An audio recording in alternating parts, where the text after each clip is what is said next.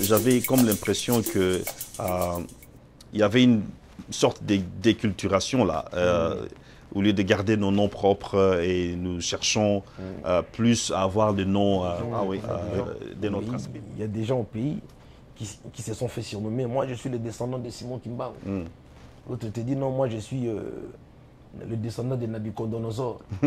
Donc tu vois, donc, ça n'a rien à voir avec, tu vas promouvoir une autre culture, non, ça n'a rien à voir. C'est juste, c'est que de surnom. Ouais, pas seulement promouvoir une autre culture, mais ça pourrait donner l'aspect d'être complexé. Mais bon, puisque nous parlons de la culture,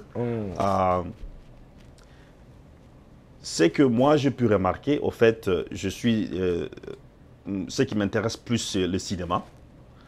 Et ce que nous voulons faire avec certains amis, c'est essayer de faire le mariage entre la musique congolaise et le cinéma, la musique congolaise et les autres médias.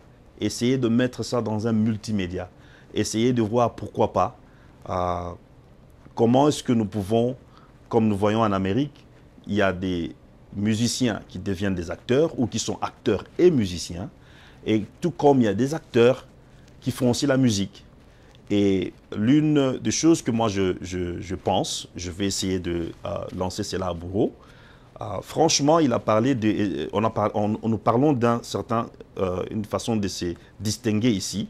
Comme je le mentionnais plus tôt, ils sont nombreux sortant du quartier latin. Est-ce qu'ils sont tous exigés de faire des orchestres ou des solos? Ils peuvent se lancer en d'autres carrières. Pourquoi ne pas Bourreau Mpela, que vous écoutez, qui s'exprime très bien, être un chroniqueur de musique en tant que musicien. Nous avons plusieurs chroniqueurs de musique chez nous, des journalistes. Je n'ai rien contre eux. Mais un Bourreau Mpela qui connaît mieux la musique, qui connaît mieux ses camarades ou ses collègues, peut être un chroniqueur de musique, en même temps faire sa musique. Comme ils le disent très souvent, je ne sais pas si je saurais répondre de ça très bien, c'est question de chercher son pain quotidien, quelque chose pareil. Je vais lui laisser dire ces proverbes ou bien cette phrase qu'il aime bien dire. Mais ce que nous voulons savoir, est-ce qu'il y a moyen de faire autre chose qui puisse épanouir la musique? Et nous allons aussi parler plus de la culture, de notre culture congolaise, comment nous pouvons utiliser la musique d'une façon enrichissante. En parlant de mariage entre la musique et le cinéma. Le cinéma, oui. En tout cas, moi, déjà, je ne suis pas dans ce domaine. Je ne connais rien du cinéma. Dans ce monde-là, je ne suis qu'un province, je ne connais rien. Oui. Bon, moi, je crois que, comme tout à l'heure, je l'ai dit, dans tout ce qu'on fait, on a besoin, tu vois, de se serrer les coudes, tu vois. Oui. Voilà, on a besoin d'échanger. Peu importe dans les domaines que tu es, toi, tu es dans ton art. Toi, tu es dans ton art, moi, je suis dans mon art. Oui. Si aujourd'hui, toi, tu te ramènes avec un projet, tu dis, voilà, moi, j'ai par exemple...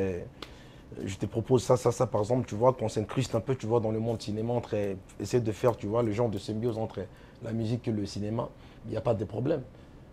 Il suffit que tu m'apprennes comment ça marche, moi je marche, il n'y a pas de problème. Je dis non, voilà, comment on fait, parce que toi, là, c'est toi qui m'invites. Oui. Donc c'est toi qui me reçois dans ton monde, dans ton monde, tu vois, de cinéma. Donc tu m'apprends comment ça se passe, il n'y a pas de problème. Moi, je crois que c'est dans cette façon-là. Ça dit, il ne faut pas... C'est pour cela, tout à l'heure, j'avais parlé, tu vois, je disais, il faut pas être conservateur, il ne faut pas étouffer l'art.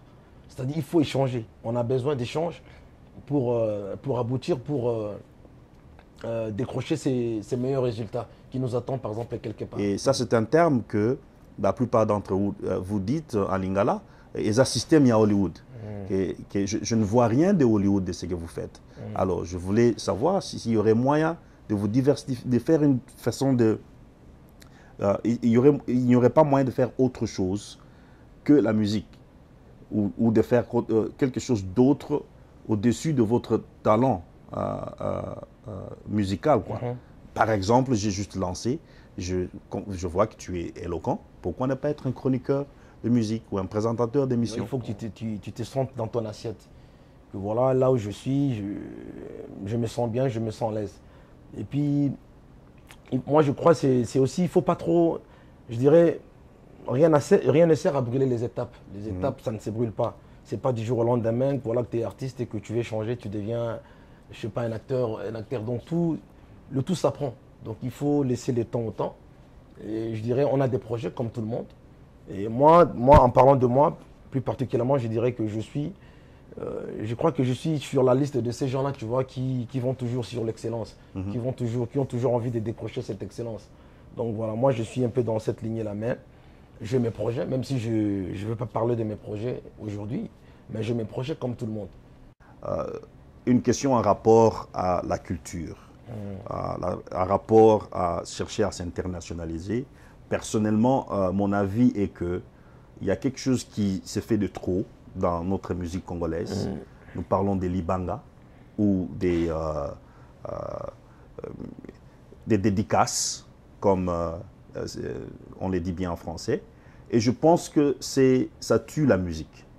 Il y en a de trop.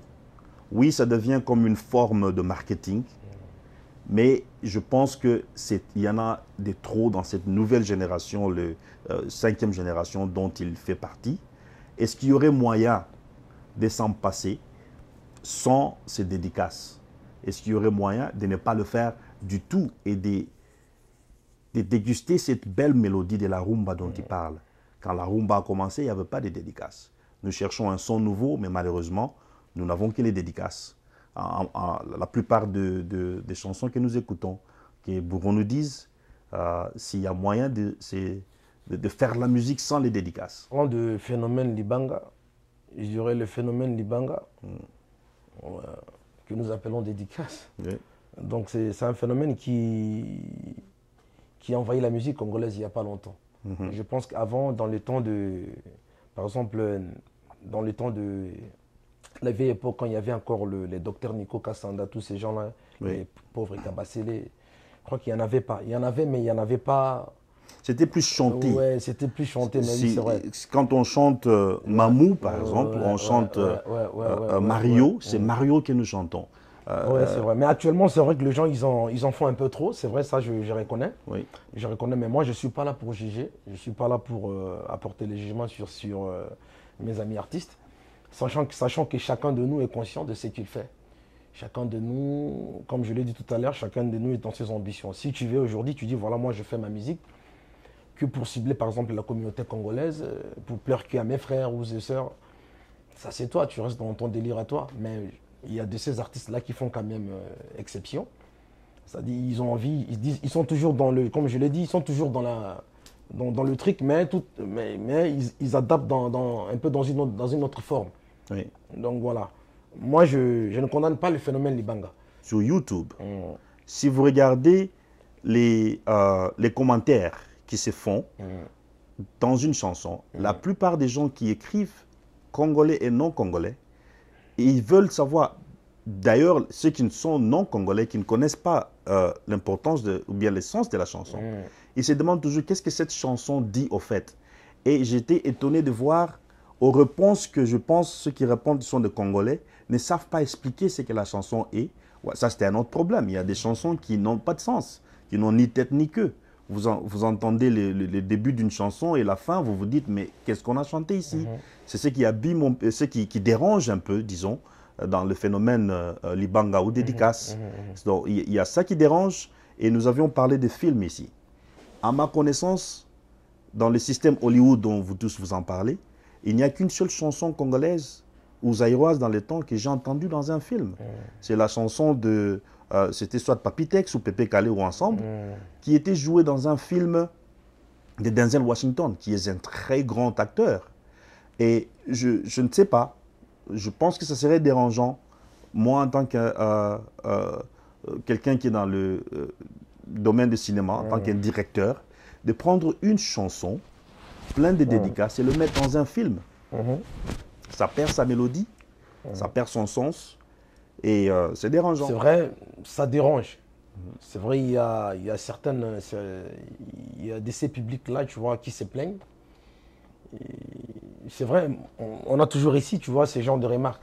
C'est vrai, mais bon, je l'ai dit tout à l'heure que chacun de nous sait ce qu'il fait. Oui. Donc voilà, tu restes dans ton monde, dans toi. Si il y a de ces artistes qui se sentent mis avec le phénomène Libanga, ça dit son l'album est couvert de Mabanga, c'est-à-dire du début jusqu'à la